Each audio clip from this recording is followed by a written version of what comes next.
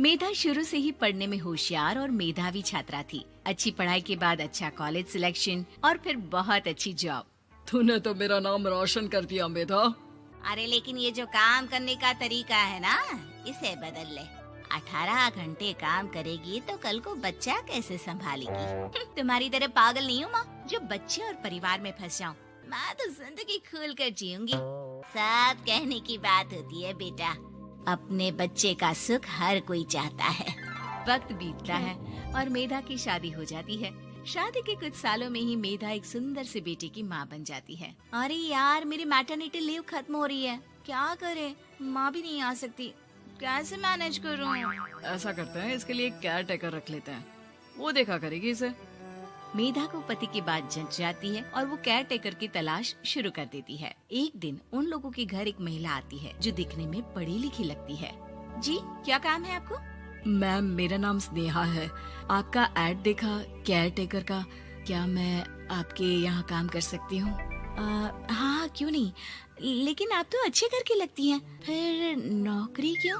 दरअसल मेरे ससुराल वालों ने मुझे घर से निकाल दिया क्योंकि मैं माँ नहीं बन सकती और माता पिता भी नहीं है इस दुनिया में। तो अरे कोई बात नहीं, तुम लक्ष्य को ही अपना बच्चा समझो और यहीं रहना, और किसी भी चीज की जरूरत हो ना तो बता देना। नेहा खुशी खुशी लक्ष्य को संभालने लगती है। रात को जब मेधा घर पर आती है, अरे क्या बात है स्नेहा, तुमने खाना नहीं खाया क्या?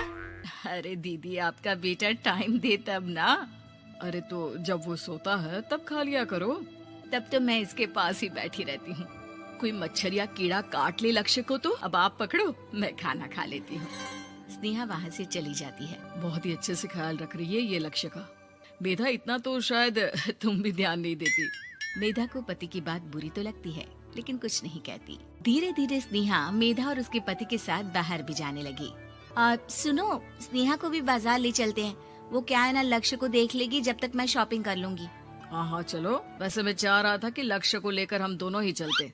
क्या यार, तुम तो फ्री में इमोशनल हो जाते हो, कितना देख लेंगे हम दोनों मिलकर, ले चलो उसे। कार से निकलकर मेधा और लक्ष्य रोड क्रॉस कर रहे थे कि सामने से कार आ जाती है। मेधा का ध्यान नहीं होता, लेकिन स्नेहा तुरंत लक्ष्य को मेधा से छीन लेती है। मेधा गिर जाती है और कार मेधा को छूकर निकलती है, जिससे मेधा को खून आ जाता है। पति मेधा को हाथ देकर उठाता है। स्नेहा लक्ष्य को लेकर गले लगाई रहती है। थैंक्स स्नेहा, मैंने तो ध्यान ही नहीं दिया था कि कार आ रही है।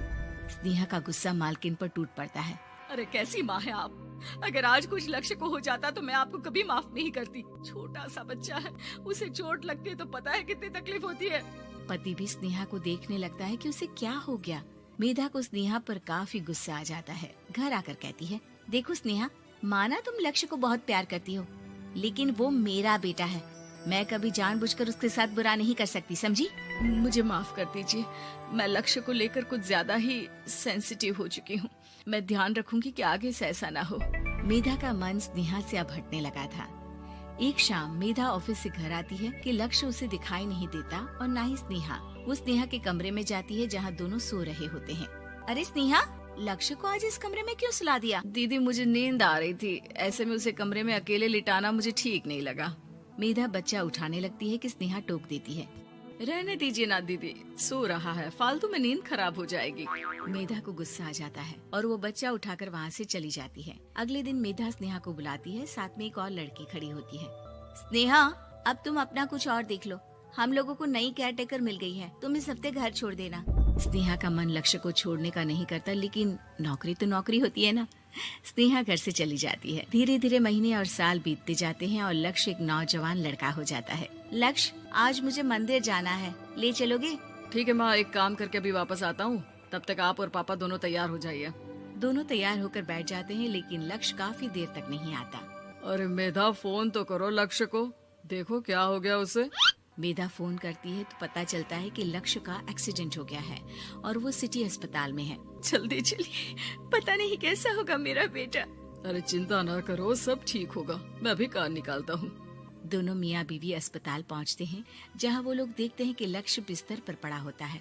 एक महिला इन्हें यहाँ लेकर आई है, वो वहाँ बैठी है, लेकिन फिलहाल तो आप लोगों को इनके लिए किडनी का प्रबंध करना होगा। एक्सीडेंट में इसकी किडनी डैमेज हो गई है। मेरी ले लीजिए डॉक्टर साहब, मेरे बेटे को बचा लीजिए। नहीं नहीं, आप माँ हैं, आपकी नहीं ले सकते, पिता की भी नहीं। आप किसी रिलेटिव या दोस्त से पता कर लें और हाँ थोड़ा जल्दी करें क्योंकि देर होने से मामला बिगड़ सकता है। मेधा बैठकर रोने लगती है कि वहाँ डॉक्टर आ जाते हैं। जिस औरत ने आपके बेटे को यहाँ भर्ती कराया था वो अपनी किडनी आपके बेटे को देना चाहती है। हाँ? कौन है वो? कहाँ है वो? तभी वहाँ स्नेहा आ जाती है। स्नेहा तुम? मैं लक्ष्य को पहचान नहीं पाई थी, लेकिन आप लोगों को देखकर समझ गई कि ये लक्ष्य है, इसलिए वापस आ गई। मैं अपनी किडनी आपके बेटे को देना चाहती हूँ। मेरी अपनी तो कोई औलाद नहीं, लेकिन लक्ष्य में मैंने हमेशा अपना बच्चा देखा। तुम धन्य हो स्नेहा, जो इतने साल में भी लक्ष्य को भूल नहीं पाई। सही मामले में तो वो तुम्हारा ही बच्चा होगा, क्योंकि जन्म भले ही मैंने दिया हो, लेकिन आज तुम उसकी जिंदगी बचा रही हो।